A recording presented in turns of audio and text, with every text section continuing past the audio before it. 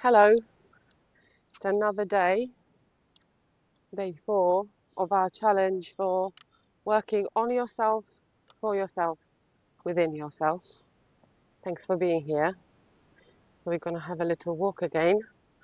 So today I want to talk to you about something that is quite it builds a fundamental part of your identity in dysfunctional families. So one of the things that happened in dysfunctional families is that your identity from very early on is being sealed and concluded by mantras that adults around you or older siblings um, keep on saying about you. You keep on hearing about yourself. And sometimes they're good things, but more often than not, they're very inaccurate.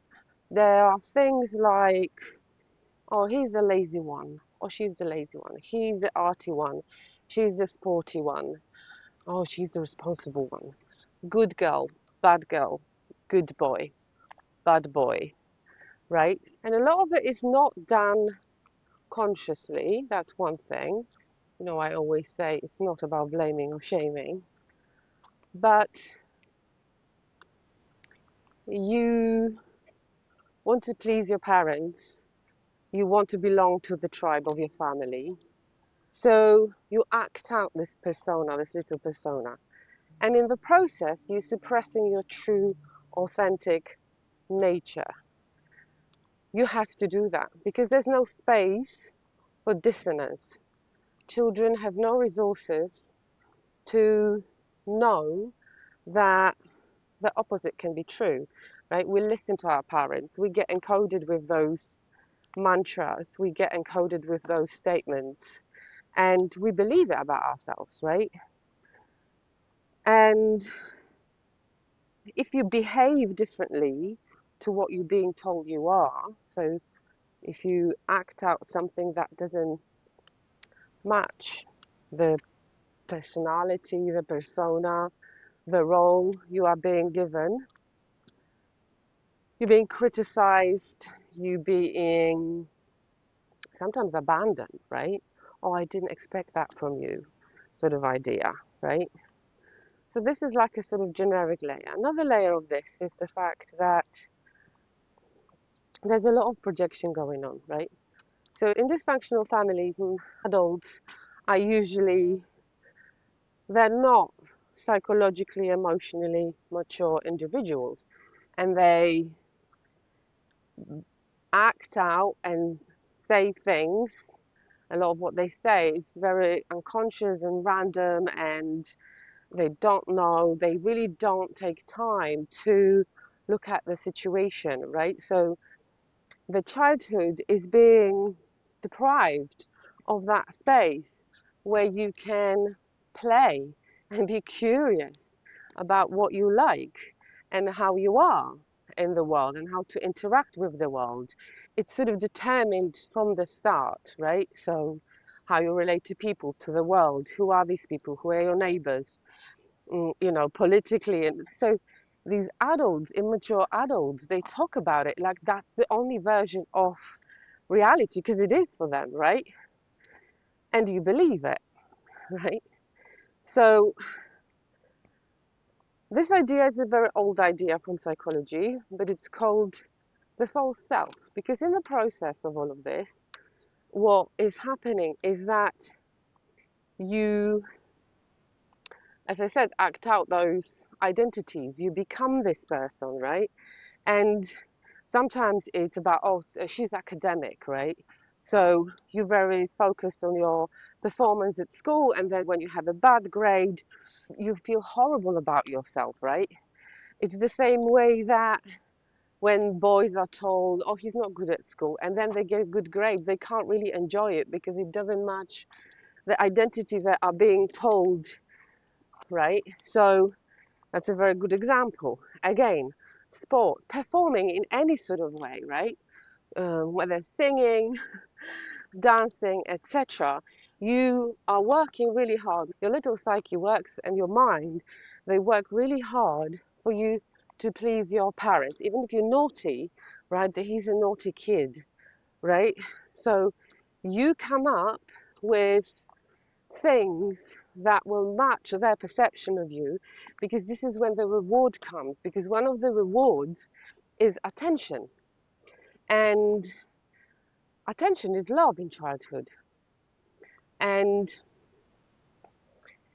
the lack of attention is not being seen, and that is the most painful experience for a child, right?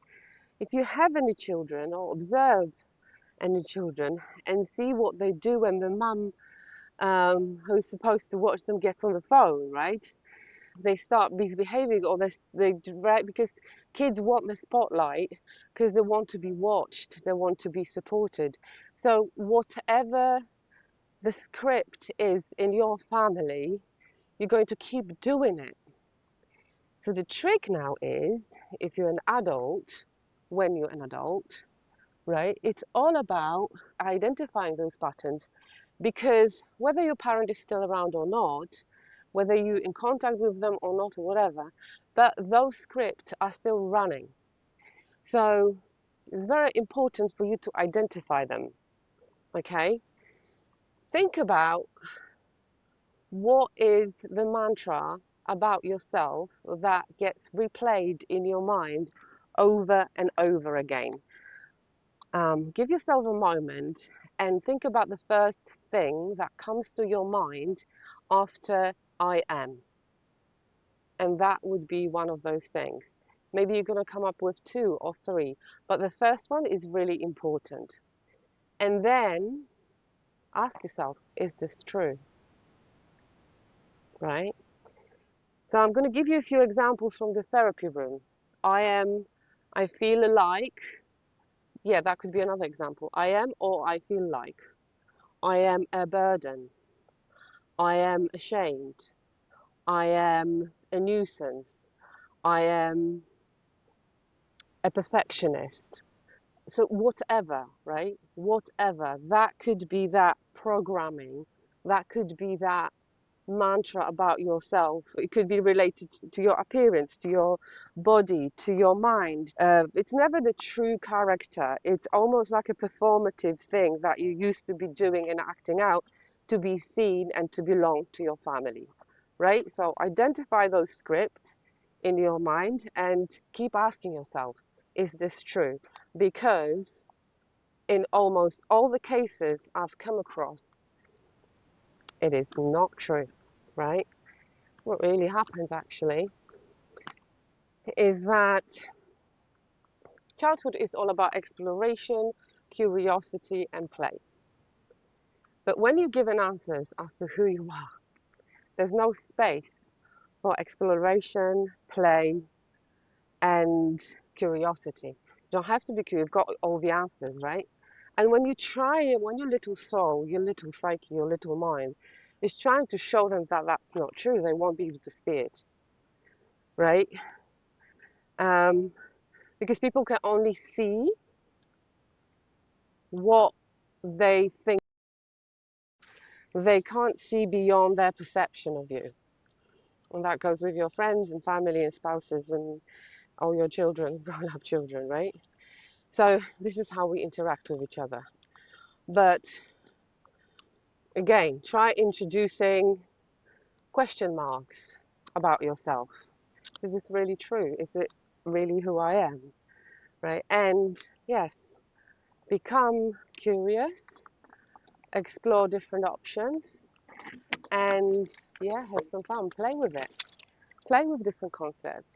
Play with different perspectives on yourself. Because that's the nature of human being. You can be anything you want.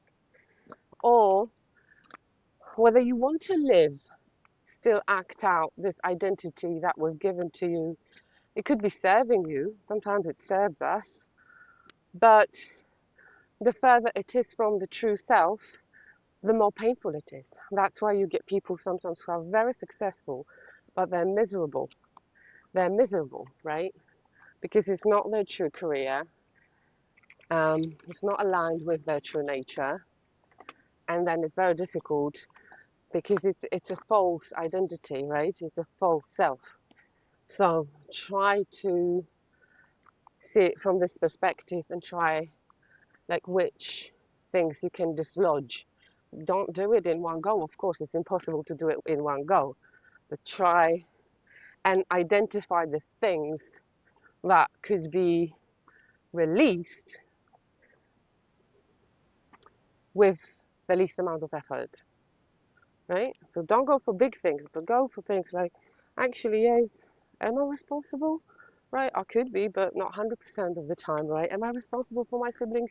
Am I responsible for everyone? Not really. That's a role that has been given to me.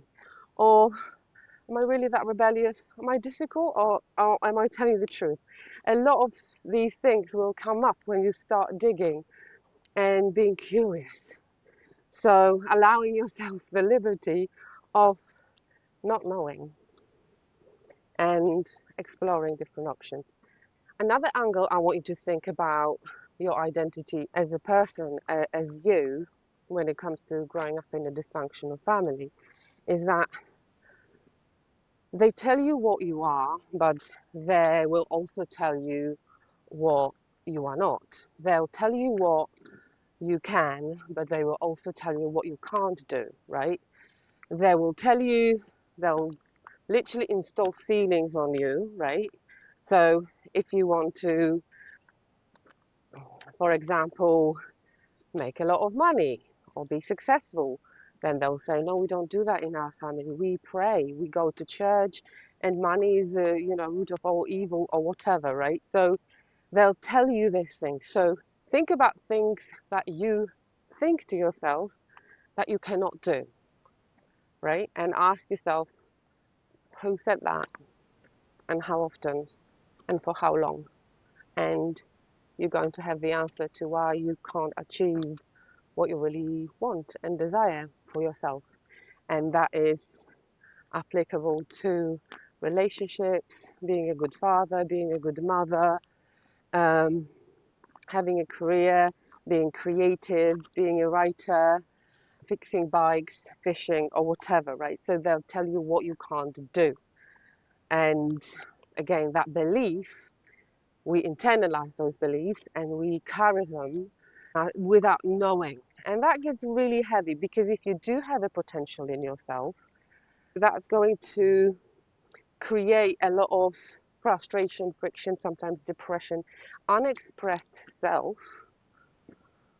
gets suppressed in your nervous system, in your body, and that then doesn't go anywhere. You see, the true self doesn't go anywhere. It's a prison, it's a cage, it's a trap, and it stays in your system, it stays in your body as beliefs, set of behaviors. So you will be sabotaging yourself, sabotaging whatever you want to do because you believe that you can or you can't do it. Never give up on yourself.